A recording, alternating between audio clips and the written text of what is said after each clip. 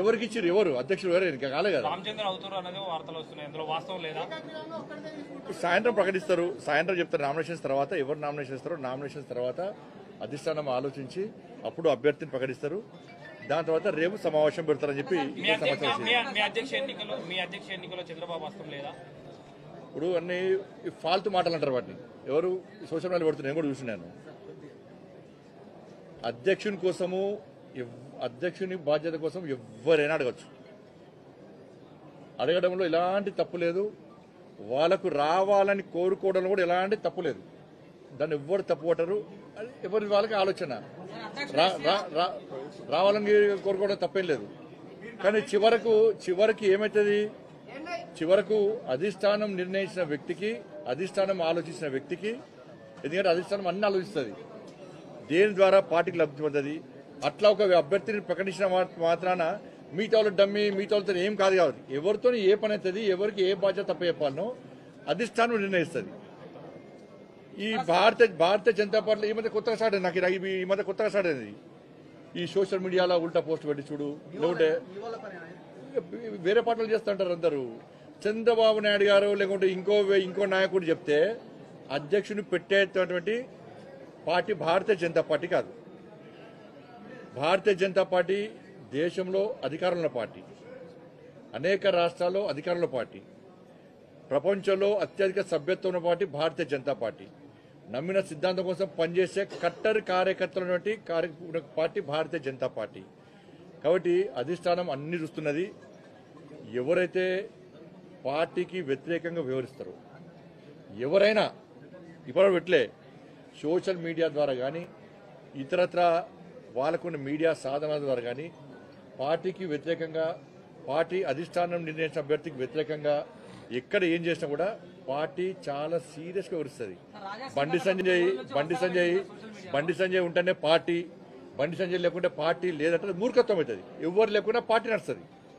నరేంద్ర మోడీ గారి నాయకత్వంలో, జేపీ నడ్డా గారి యొక్క నేతృత్వంలో పార్టీ తెలంగాణ రాష్ట్రంలో ఎట్టి బస్సులో రాబోయే రోజుల్లో అధికారం రాబోతున్నది. కట్టర్ కార్యకర్తలందరూ కూడా పార్టీ అధిష్టాన నిర్ణయానికి కట్టుబడి ఉంటారు. పార్టీ తరఫున అధ్యక్షులుగా ఎవరు నామినేషన్ చేసినా పార్టీ డెసిషన్కి పూర్తిగా కట్టుబడి ఉన్నాము. రానున్న కాలంలో పార్టీని పూర్తిగా బలపరిచే పని చేస్తాము. wholeheartedly extending our support to the party's nominee for the presidential post of BJP Telangana. కానీ ఎంత కష్టపడి ఇవాళ లేకపోతే రేపు బీజేపీ గవర్నమెంట్ తెలంగాణలో వస్తుంది అనుకుంటాం. కానీ దురదృష్టం ఏంటంటే తెలంగాణలో బీజేపీ రావద్దు అనేవాళ్ళు చాలా జమ అయిపోయినారు పెద్దోళ్ళు. ఇప్పుడు వాళ్ళే అనుకోకపోతే మేము ఎంత కష్టపడి మా ఫ్యామిలీని రిక్స్ చేసిన తర్వాత, ఇంత పని చేసిన తర్వాత లాభం మేము ఉండవు కదా. అందుకోసం అయ్యా మీ పార్టీకి దండం, మీకు దండం అని ఒక లవ్ లెటర్ ఇచ్చి వెళ్తున్నాం. జై శ్రీరామ్.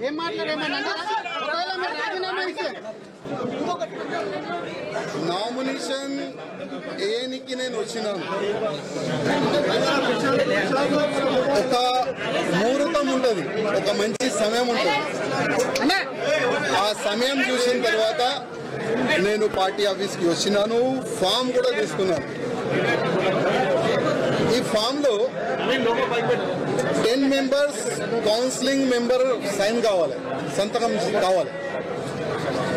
ఆల్రెడీ చాలా మంది మాకు ఆశీర్వాదం ఇచ్చే అట్లాంటి కార్యకర్తలకి మాట్లాడి ఇక్కడ తీసుకొని కూడా వచ్చినాం. స్టేట్ కౌన్సిలింగ్ మెంబర్ ఇక్కడ వచ్చిన తర్వాత వాళ్ళకి ఫోన్ చేసి పోస్టులో ఉంటావా, సస్పెండ్ చేయాలా అని వాళ్ళకి బెదిరించి ఇక్కడ నుంచి పంపించేసినారు. ముగ్గురు మా ఎమ్మడు వచ్చినారు. ఆ ముగ్గురే సైన్లు పెట్టినారు. ఇంకా దాదాపు 7 మెంబర్స్ సైన్ కావాలి. 10 మెంబర్స్ సంతకం చేసిన తర్వాతనే మనం ఈ ఫామ్కి మనం సబ్మిట్ చేయొచ్చు. కానీ ఆల్రెడీ డిసైడెడ్ ఎవరికి ప్రెజెంట్ చేయాలి, ఎట్లా చేయాలి అని ఆల్రెడీ ఫామ్కి సంతకం కావాలి. ఈ ఫామ్కి మనం సబ్మిట్ చేయొచ్చు. కానీ ఆల్రెడీ డిసైడెడ్ ఎవరికి ప్రెజెంట్ చేయాలి, ఎట్లా చేయాలి అని ఆల్రెడీ వాళ్ళు డిసైడ్ చేసుకొని పైన కూర్చున్నారు.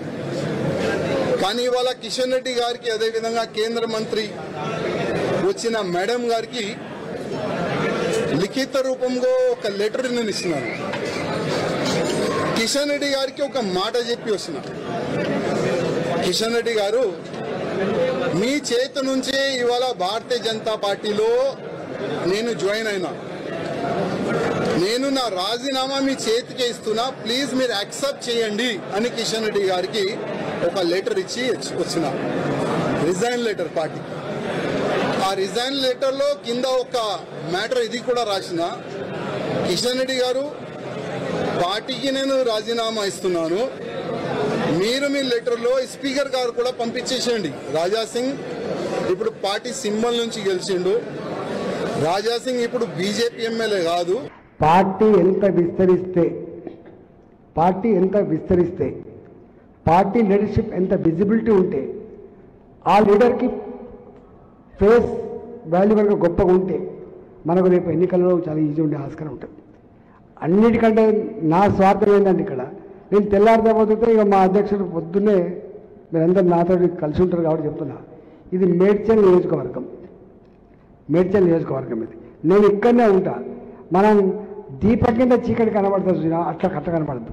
మనం అందరికి వెలుతురిచ్చిన మనం కూడా వెలుతురులోనే ఉండాలని కోరుకుంటున్నాం, మరింత వెలగాలని కోరుకుంటున్నాం మనం.